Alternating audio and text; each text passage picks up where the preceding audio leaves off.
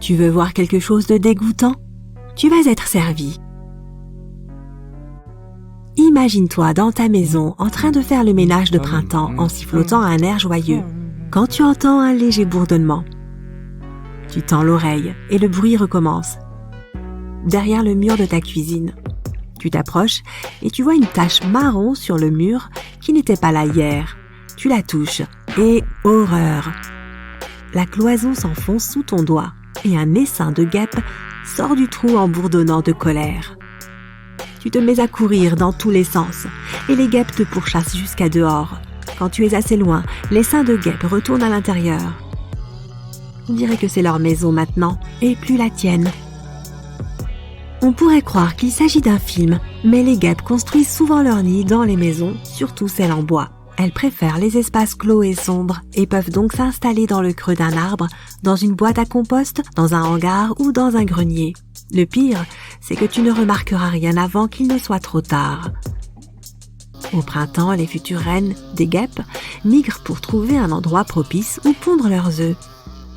Si l'une d'entre elles aime ta maison, elle se glissera discrètement dans un petit coin sombre et confortable et s'y installera. En une semaine environ, les premiers bébés guêpes naîtront et si l'espace est trop restreint, ils rongeront le bois pour faire plus de place à leur colonie. Il peut carrément s'écouler quelques années avant que tu ne remarques les signes d'invasion. On pense que les guêpes reviennent au même endroit chaque année, car elles laissent des phéromones derrière elles. Une colonie peut ainsi s'agrandir d'année en année. Les guêpes grignoteront le bois et même du plâtre pour s'installer plus confortablement, et tu entendras peut-être leur bourdonnement pendant qu'elles travaillent. Si tu entends des bruits étranges derrière tes murs, appelle vite le service de lutte contre les nuisibles, car cela signifie que la colonie est déjà assez importante pour te causer des problèmes. Dans le pire des cas, les entrailles de ta maison pourraient grouiller de guêpes. Le dernier signe d'invasion et le plus évident est l'apparition de taches brunes sur tes cloisons. Cela signifie que les guêpes sont déjà là et qu'elles sont sur le point de s'introduire dans ta vie. Elles peuvent facilement ronger les cloisons sèches et tu risques de faire leur rencontre en pleine nuit ou pendant le dîner. Les guêpes sont probablement les pires des nuisibles, car non seulement elles détériorent ta maison, mais elles sont aussi très territoriales. Si elles sortent de leur espace privé entre tes murs et qu'elles pénètrent dans ta maison, elles te considéreront ironiquement comme un intrus et t'attaqueront. Les piqûres de guêpes ne sont pas à prendre à la légère, surtout si tu es allergique. De nombreuses espèces de guêpes peuvent s'installer dans les maisons, mais les plus vicieuses sont sans doute les guêpes jaunes. Elles ont le corps rayé de jaune vif et de noir. Elles sont plus grosses que les autres guêpes et leur piqûre est beaucoup plus désagréable. Ajoute à cela une agressivité naturelle. Et tu obtiens un insecte volant avec qui personne n'a envie de cohabiter. Si tu remarques l'un de ces signes d'invasion de guêpes, ne tente rien par toi-même et appelle des professionnels. Utiliser des produits chimiques puissants comme les pesticides n'est pas du tout sûr. Et tu risques de faire plus de mal que de bien si tu ne sais pas ce que tu fais.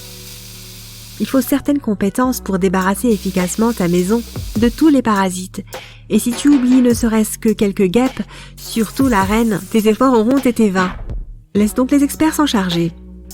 D'autres insectes plus discrets mais que tu ne voudrais surtout pas héberger chez toi sont les xylophages. Il en existe des dizaines d'espèces, dont certaines ne sont pas plus dangereuses que ça, tandis que d'autres peuvent être carrément destructrices. Les xylophages doivent leur nom au fait qu'ils mangent le bois et y font des trous. Quand ils sont prêts à pondre leurs œufs, ils trouvent un endroit confortable où il y a beaucoup de bois, comme sous ton plancher, et s'y installent. Quand elles éclosent, les larves ont faim, alors elles commencent à grignoter le bois qui les entoure. Elles mangent 24 heures sur 24, 7 jours sur 7, et ne s'arrêtent que lorsqu'elles arrivent à maturité et qu'elles sont prêtes à explorer le monde extérieur. Elles laissent alors derrière elles de petits trous de sortie. Le danger est que, contrairement aux guêpes, ces bestioles sont silencieuses. Donc tu ne les entendras pas pendant qu'elles grignotent ton armoire. Le premier signe de leur présence que tu es susceptible de remarquer, c'est leur trou de sortie, ce qui signifie qu'elles ont déjà fait des dégâts à l'intérieur du bois. Si la plupart des espèces xylophages ne feront pas grand mal à ta maison, À l'exception de ces trous de sortie, certains d'entre eux peuvent représenter un vrai problème. Par exemple, le capricorne des maisons peut faire de gros dégâts dans une habitation s'il décide d'y pondre ses œufs. Bien que ces insectes aiment se nourrir de bois jeunes, ce qui est plus probable dans les maisons récentes, ils peuvent aussi faire leur nid dans de vieilles maisons. Et étant donné que cet insecte peut mesurer jusqu'à 2 cm, les trous de sortie qu'il laisse sont assez gros. D'autres espèces, comme le Callimaderus incisus du Queensland, originaire d'Australie, rongent les vieilles maisons jusqu'à détruire leur structure. Si tu es envahi par ces insectes, la meilleure chose à faire est d'appeler immédiatement le service de lutte contre les nuisibles. La seule bonne nouvelle avec les xylophages, c'est qu'ils n'attaquent pas les humains. C'est déjà ça. D'autres insectes ne te mangeront ni toi ni ta maison, mais les avoir chez toi est tout aussi désagréable et dangereux. Tu les connais bien, ce sont les cafards. Si tu en croises un seul chez toi pendant la journée, j'ai une mauvaise nouvelle. Ils sont déjà des dizaines, voire des centaines à ramper dans un coin. Les cafards sont des créatures nocturnes, et en voir un ou deux dans ta cuisine en pleine nuit n'est pas très grave. Mais s'ils se montrent en plein jour, cela signifie que certains membres de leur colonie sont désespérés. Et il vaut mieux vite appeler un service de lutte contre les nuisibles. Les cafards aiment vivre dans des endroits où il y a de la nourriture, de l'humidité et où ils peuvent se cacher. C'est la description parfaite d'une maison ancienne. Il y a assez d'espace pour que les cafards puissent prospérer en toute discrétion et les humains leur fournissent toute l'eau et la nourriture dont ils ont besoin. Leurs aliments préférés sont la viande, les féculents et les sucreries, mais ils n'hésiteront pas à fouiller dans ta poubelle ou dans ton garde-manger.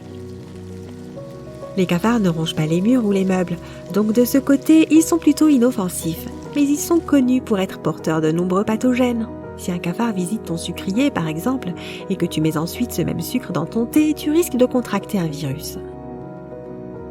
Et plus il y a de cafards chez toi, plus le risque augmente. Il n'est pas difficile de reconnaître une invasion de cafards. Le premier signe auquel tu dois faire attention est l'odeur. Les cafards émettent des substances odorantes dans l'air qui laissent dans la maison une odeur huileuse de moisi. Plus l'odeur est forte, plus il y a de nuisibles. Alors n'hésite pas à appeler un spécialiste, même si tu n'as pas encore vu un seul cafard. Un symptôme beaucoup plus significatif de leur présence est la découverte de mues de cafards. Ils ont une carapace en chitine qu'ils remplacent au fur et à mesure de leur croissance. Donc si tu en trouves une, cela signifie qu'il y a une famille de cafards quelque part chez toi, si ce n'est une colonie tout entière.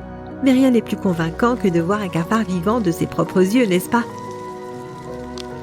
Si tu en vois un gros, il n'est peut-être pas trop tard.